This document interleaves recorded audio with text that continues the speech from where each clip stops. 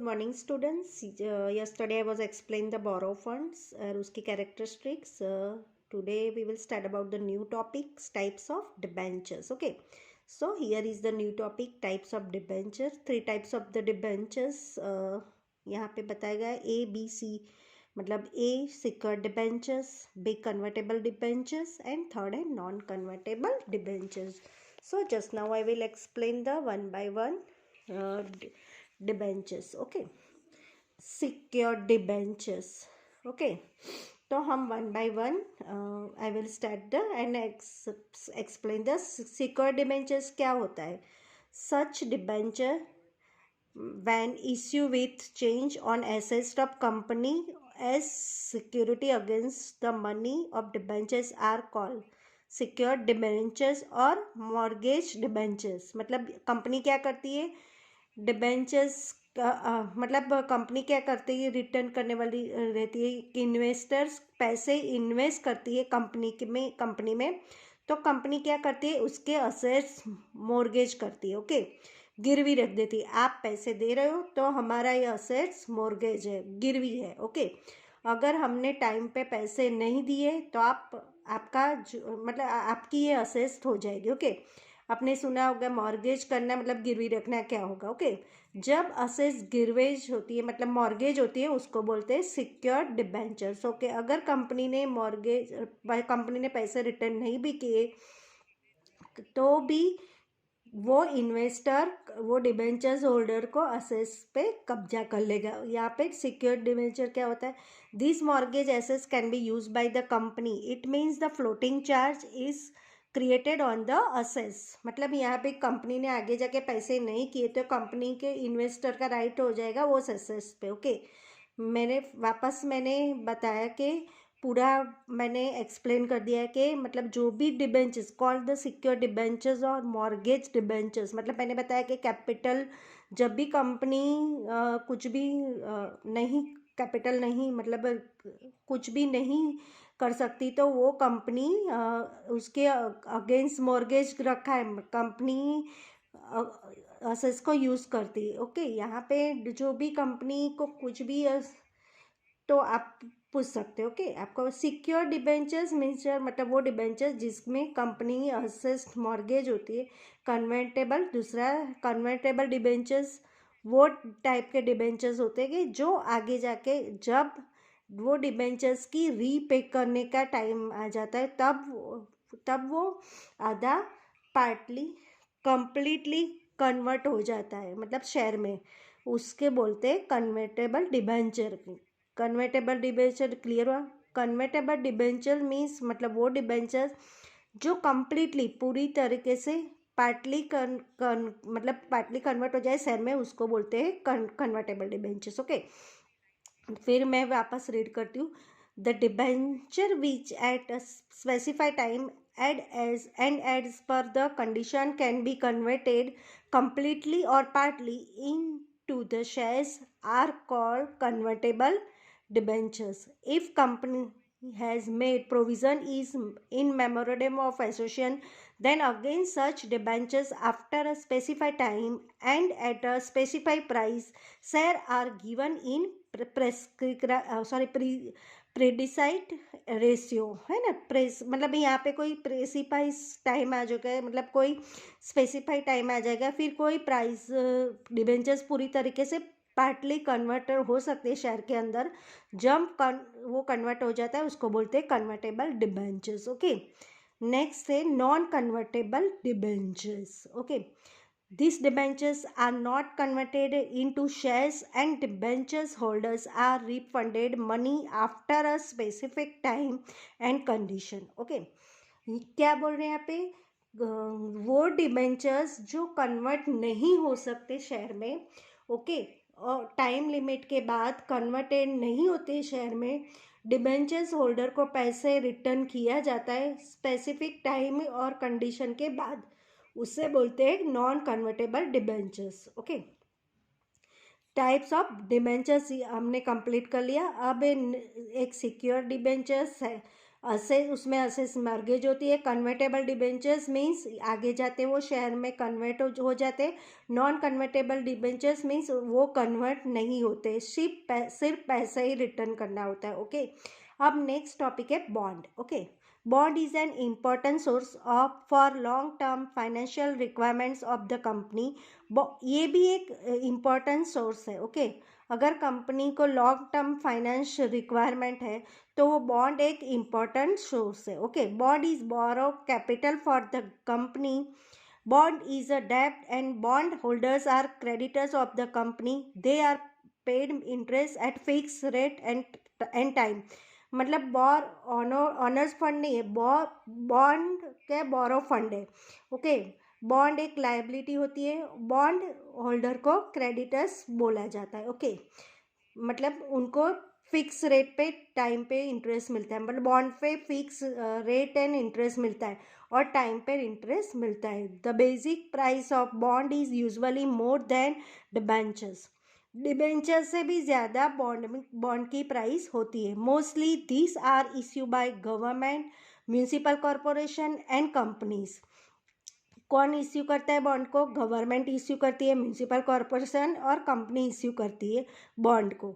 Bonds are known by the name given in the issue.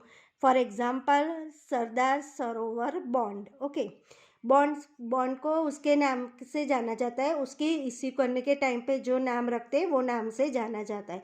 Examples है सरदार Sarovar bond. Okay, bonds are used for a fixed time limit. Governments, companies when want to implement large size project, then to satisfy long term requirement, bond are more suitable.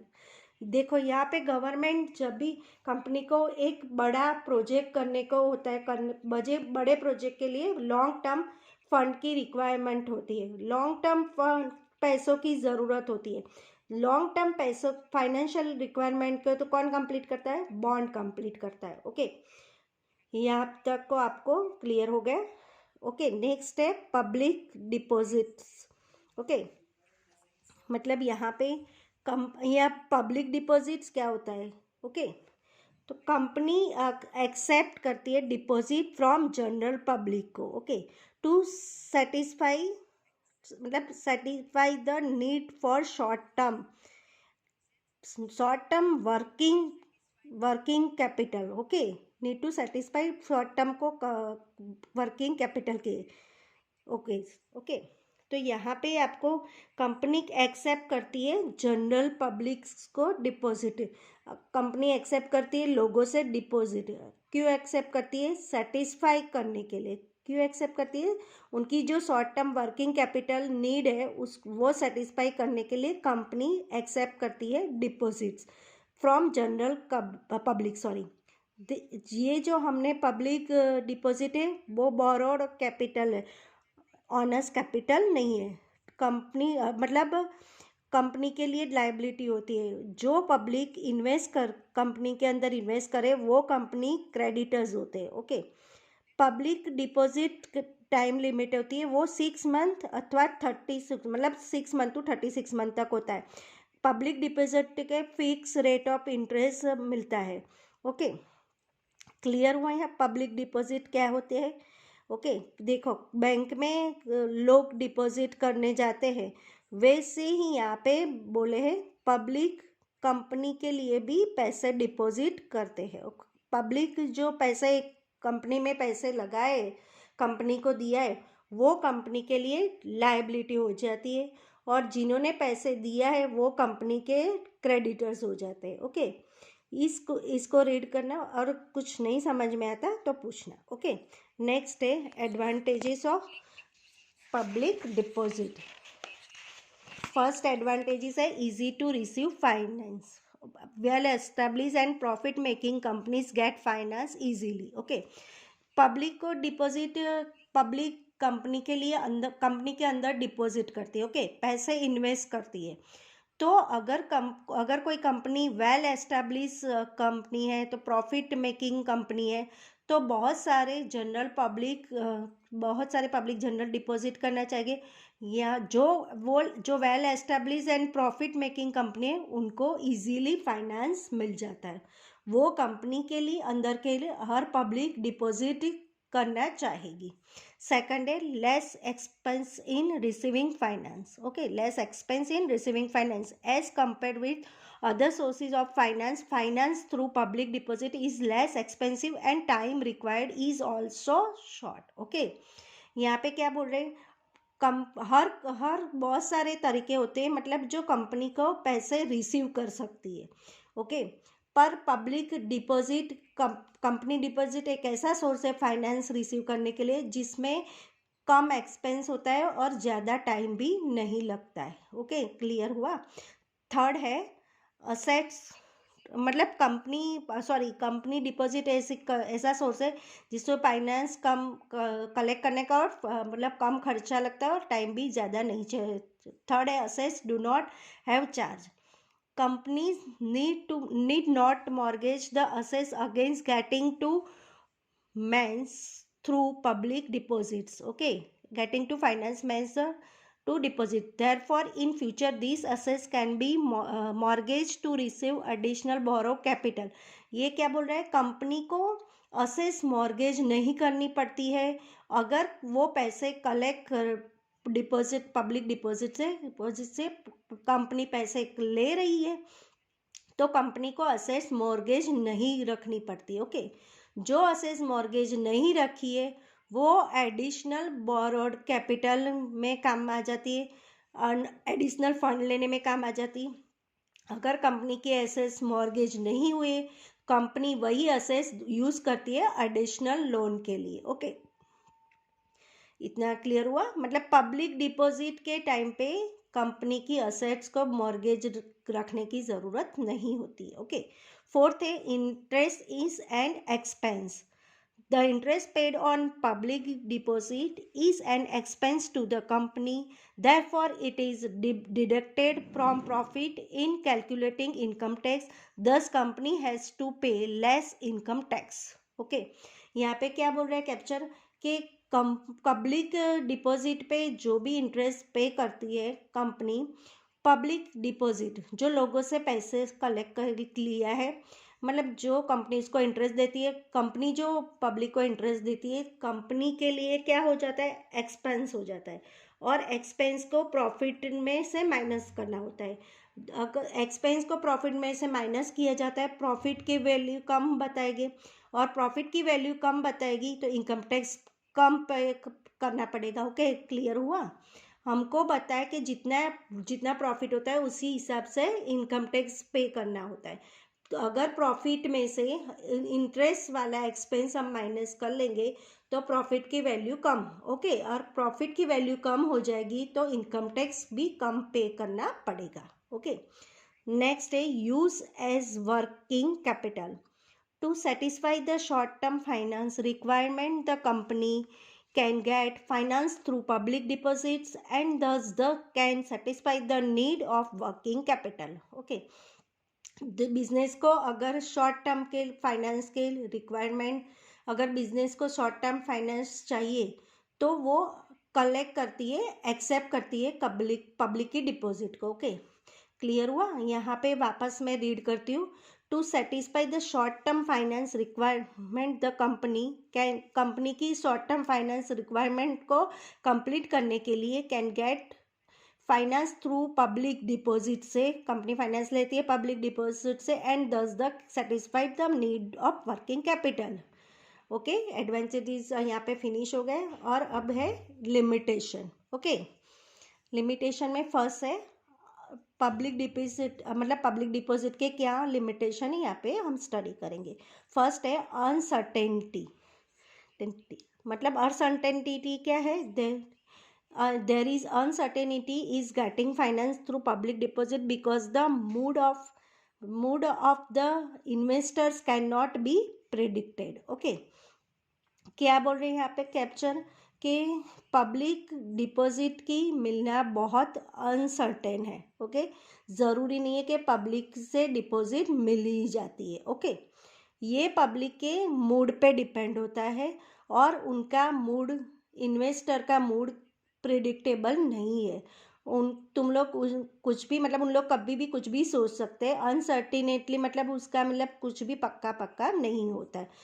जैसे uncertain getting finance through the public deposit, uncertain है कि public से finance मिलेगा ही। Okay, uncertain means कुछ भी confirm नहीं है, मिल भी सकता है या नहीं भी मिल सकता है, एक लिमिटेशन हुई। सेकंड है इनसिक्योरिटी टू इन्वेस्टर, मतलब public deposits are considered unsecured डेब्ट, देयरफॉर मतलब there is an element of risk for investor. मतलब क्यों अनसिक्योर बोला जाता है?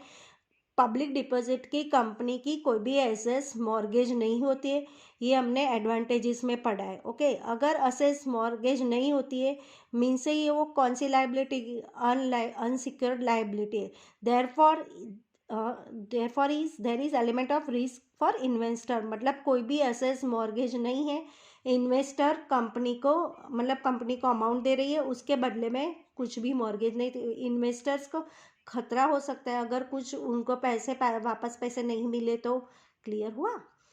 थर्ड है fair weather friends. Okay, public deposits are considered as fair weather friends because when the finance condition of the company deteriorate or damaging rumors about companies spread in market, then depositors make rush to withdraw deposit before the maturity date. This creates financial problems for the company. Therefore, public deposits are called fair weather friends. Okay, क्या बोल रहे? Public deposit को weather मतलब fair weather friends बोलते। क्यों ऐसे बोलते? जब कंपनी की कंडीशन खराब हो जाती है या फिर उस कंपनी के बारे में कुछ अफवाह फैलती है मार्केट में, तो सब डिपॉजिटर्स टाइम से पहले पैसे कलेक्ट करने के लिए पहले आ जाते हैं। अगर टाइम नहीं भी हुआ पैसे का कलेक्ट करने का तो भी पब्लिक आ जाती है पैसे कलेक्ट करने के लिए। ओके, उसको क्या बोलते हैं? Fair weather friends. ये तो बहुत रिस्की हुआ। अगर उनको कुछ भी अफवाह मिलती है और कंपनी की सिचुएशन खराब हो जाती है तो सब पब्लिक आ जाती है उनका पैसा कलेक्ट करने के लिए टाइम से पहले। ओके, ये एक लिमिटेशन हुई। फोर्थ है difficult for new and weak companies. In the beginning the depositors have no trust in new and financial weak companies, therefore investors do not take risk to invest fund in such companies. Okay, not take risk. Okay, यहाँ starting में depositor को trust नहीं होगा। Depositor मतलब जो पैसा invest करने जा रहा है, जो पैसे इन्वेस्ट जा रहे हैं वो कभी भी न्यू कंपनी में इन्वेस्ट नहीं करेगा। और उसको पता है कि ये कंपनी वीक है, वो नहीं वीक पैसा इन्वेस्ट करेगा। जो डिपॉजिटर्स है मतलब जो इन्वेस्टर्स है वो कौन से कंपनी में इन्वेस्ट करेगा? जो वेल एस्टेब्लिश्ड है वही कंपनी में वो मतलब इन्वेस्ट करेगा। जो कंपनी नई कंपनी होती है, वीक कंपनी होती है, उन लोगों के लिए डिफ़िकल्ट हो जाता है पब्लिक डिपॉजिट के सोर्स को फाइनेंस कलेक्ट करने का। ओके, वापस मैं रीड करती हूँ। In the beginning the depositor have no trust in new and financial weak companies, therefore investors do not take risk to invest funds in such companies. Okay, यहाँ पे clear हुआ? मतलब जो भी कंपनी मतलब यहाँ पे कंपनी के लिमिटेशंस क्या होते हैं डिपॉजिटर्स के। ओके, तो यहाँ पे ये खत्म होता है। Next video I will explain the loan from financial institution.